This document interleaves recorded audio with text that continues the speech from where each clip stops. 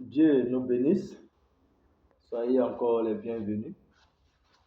Nous continuons toujours notre message, toujours sur comment prendre les bonnes décisions selon la Bible, selon la parole de Dieu. Nous continuons toujours sur ce message. Nous avons vu au premier point les excuses que les gens se donnent, voilà, pour prendre les décisions sans tenir compte de la parole de Dieu. Et en deuxième aspect que nous allons voir concernant ce thème, nous allons voir deux aspects de la volonté de Dieu. Voilà. Comment est régie la volonté de Dieu? Donc, la volonté de Dieu est régie en deux points essentiels. Le premier point, c'est la volonté directive. La volonté directive de Dieu. C'est la volonté révélée, prescriptive. C'est ce qu'il nous a donné, c'est-à-dire la Bible. Voilà. Donc, ça, c'est la volonté directive de Dieu. Donc, c'est-à-dire que Dieu, dans la Bible, a mis tout ce qui est comme direction dans la Bible. Est-ce qu'il a donné comme direction? La volonté directive de Dieu est décrite par quatre choses. La volonté directive de Dieu est décrite par quatre choses. Premier point, sa volonté morale. Sa volonté morale. Deuxième, ce qu'il nous a déjà révélé. Voilà. Ce qu'il nous a déjà révélé. Troisième chose, elle peut être seulement trouvée que dans la Bible. Voilà. Et dans la Bible seulement qu'on peut trouver cette volonté directive. Voilà. Également, la volonté directive de Dieu peut être déterminée par les commandements, les principes et les exemples donnés dans les Écritures saintes. Voilà, les Écritures saintes. Voilà. Donc, quatrième point, voilà, quatrième point, toujours contenant la volonté directive de Dieu, c'est-à-dire la volonté directive de Dieu décrite par quatre choses. Voilà la quatrième chose. C'est ce qu'il veut que je fasse. C'est ça qu'on appelle la volonté directive de Dieu. Ce qu'il veut que je fasse. Ce que Dieu veut que je fasse, c'est ça la volonté directive. Maintenant, voyons maintenant la volonté décrétée. La volonté décrétée, nous allons prendre un exemple. On va prendre ensemble Ésaïe, chapitre 7, verset 14. J'ai la parole de Dieu. Eh bien, le Seigneur vous donne lui-même ainsi. La jeune femme va être enceinte et mettre au monde un fils. Elle le nommera Emmanuel. Dieu est avec nous. Donc, vous voyez, c'est passage écrit par Ésaïe, voilà, il y a très longtemps. Voilà. Mais voyons maintenant l'accomplissement de ce passage. Et cette fois-ci, nous allons dans Galates, chapitre 4, verset 4. La Bible dit ceci. Mais quand le moment fixé est arrivé, Dieu a envoyé son Fils. Il est né d'une femme et il a été soumis à la loi juive. Donc, on voit un peu l'écart. Donc, plus de 700 ans, environ presque 800 ans ont passé. Voilà, avant que cette prophétie ne s'accomplisse. Donc, ce qu'on appelle la volonté décrétée. C'est-à-dire, quand Dieu décrète quelque chose, quel que soit le temps que ça va mettre, ça va s'accomplir. Et là, il s'agit de la naissance de Jésus-Christ. Donc, quelque chose, c'est ce que Dieu va dire, voilà, ça va se réaliser. Ça s'appelle la volonté décrétée. Donc, ça veut dire que quand c'est décrété, on ne peut rien. Voilà, on ne peut rien comme cela. Vous pouvez voir d'autres exemples dans Exode 17, verset 8 à 14. Nombre 24, verset 20, Deutéronome 25, verset 17 à 19, 1 Samuel 15, 3, 32 et 33, où on parle de l'extermination des Amalécites. Voilà. Donc, vous pouvez prendre autant de passages, voilà, qui montrent des exemples de la volonté décrétée de Dieu. Donc, quand Dieu décrète quelque chose, voilà, elle s'accomplit, quel que soit le temps que cela va mettre. Donc, la volonté décrétée de Dieu, c'est quoi? Je vais voir un exemple. Qu'est-ce que c'est que la volonté décrétée de Dieu? La volonté décrétée est ce qui arrivera. Mais seul Dieu a accès à cette connaissance avant que la chose ne se passe. Voilà. Donc, aucune personne ne peut donner la volonté décrétée de Dieu. Voilà. Seul Dieu seul. Voilà. Seul Dieu seul a cette capacité-là de pouvoir donner ce qui va arriver. C'est seul Dieu peut dire ce qui va arriver dans 1000 ans, dans 2000 ans, dans 3000 ans. Aucune personne sur cette terre ne peut dire ce qui va arriver dans 100 ans, 200 ans, 300 ans. Non. C'est Dieu qui a cette capacité-là. Voilà. Et Dieu ne donne pas cette capacité à l'homme. L'homme est limité dans le temps et dans l'espace. L'homme peut donner des processus 10 ans, 20 ans, 30 ans, 50 ans. Voilà. Mais il y a une limite pour l'homme. Voilà. Il y a une limite pour l'homme. Voilà.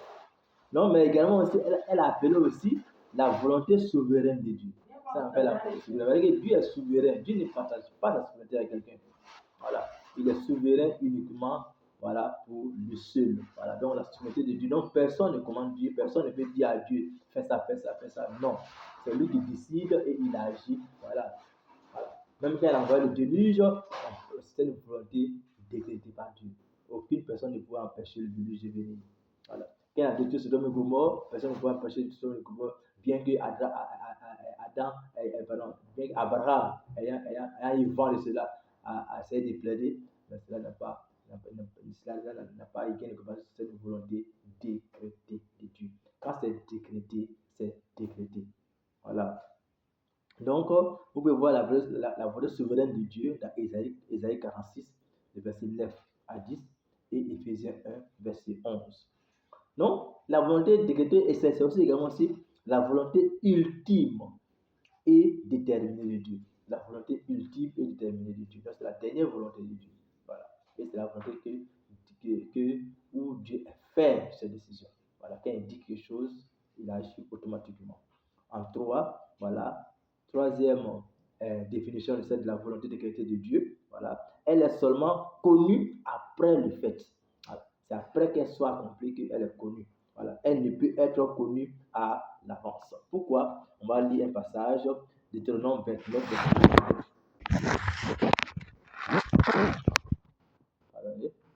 Deutéronome 29, verset 29. Deutéronome 29, verset 29. La Bible dit ceci.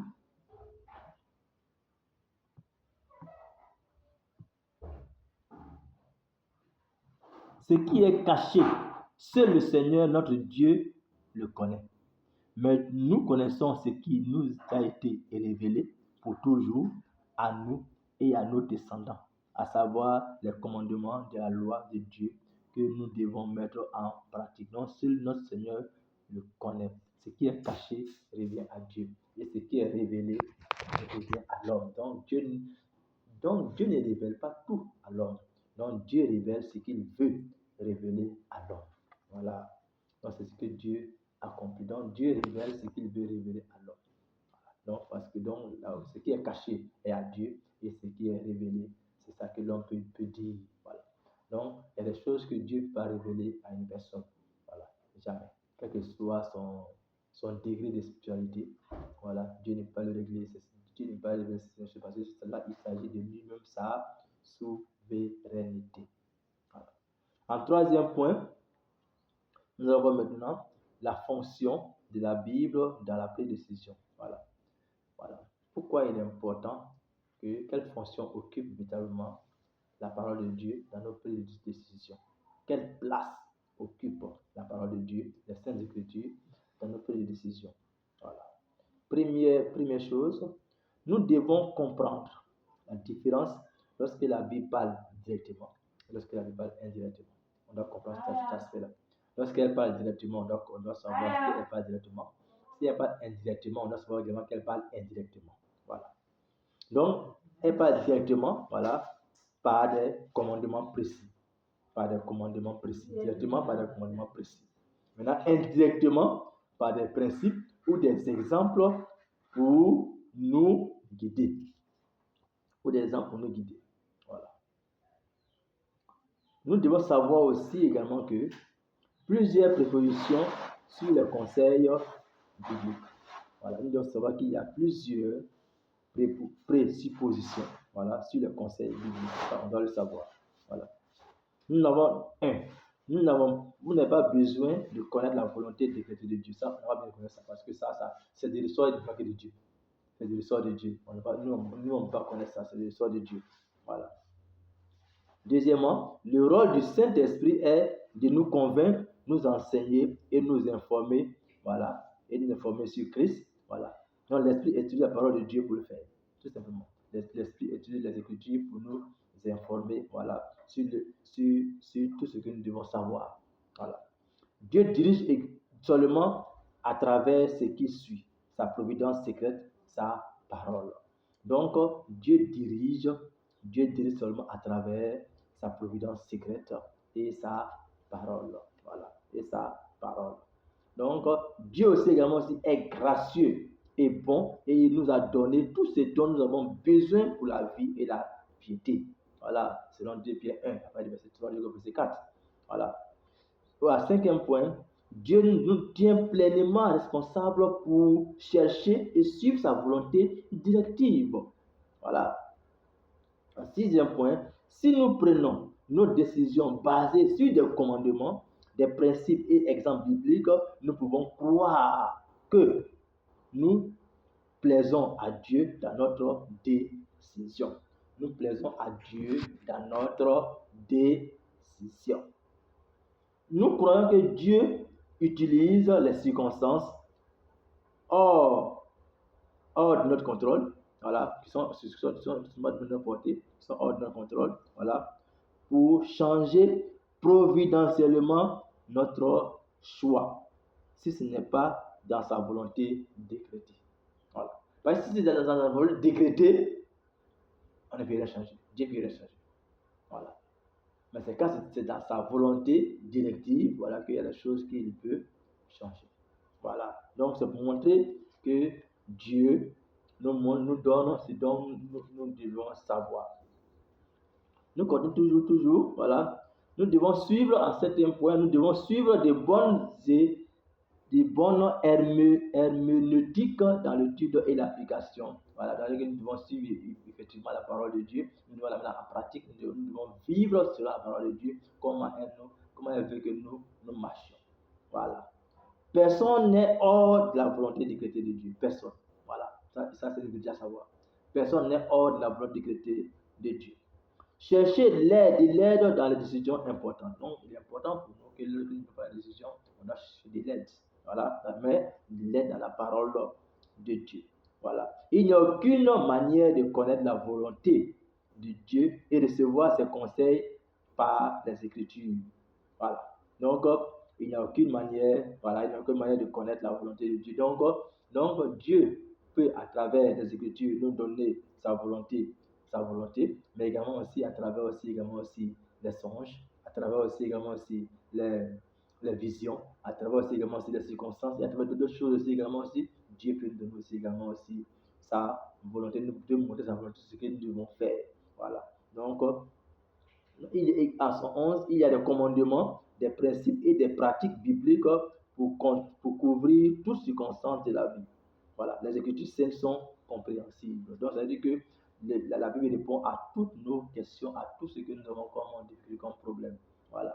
Les Saintes Écritures parlent à la fois directement et indirectement par implication et donc nous aident à faire des choix, des choix, voilà, soit oui ou soit non. Et nous fournissent un nombre limité d'options tout aussi légitimes. Donc Dieu nous donne beaucoup de panoplies d'exemples, pour nous aider à pouvoir prendre les bonnes décisions.